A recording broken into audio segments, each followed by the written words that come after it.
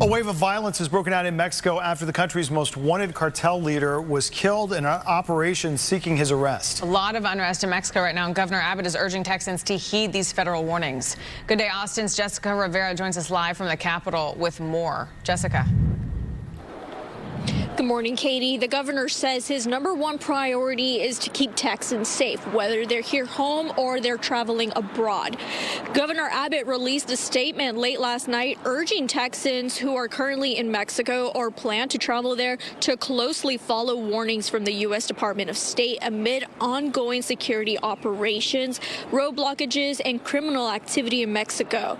U.S. Department of State advises U.S. citizens in select Mexican states to shelter in place and ensure contact with their embassy.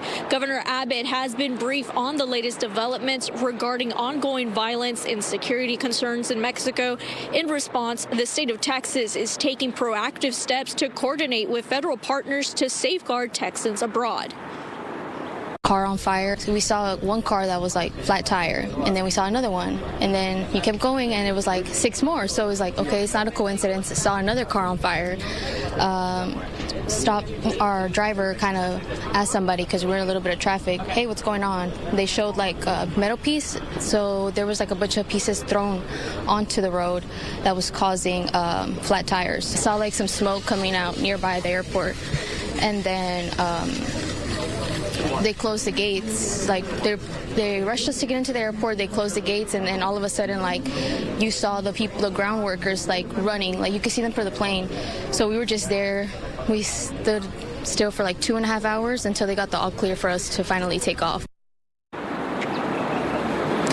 The violence is triggering flight cancellations in Texas and across the United States. Several airlines, including Southwest and Delta, say they have canceled flights and issued travel waivers to customers with flights in or out of airports in Puerto Vallarta and Guadalajara.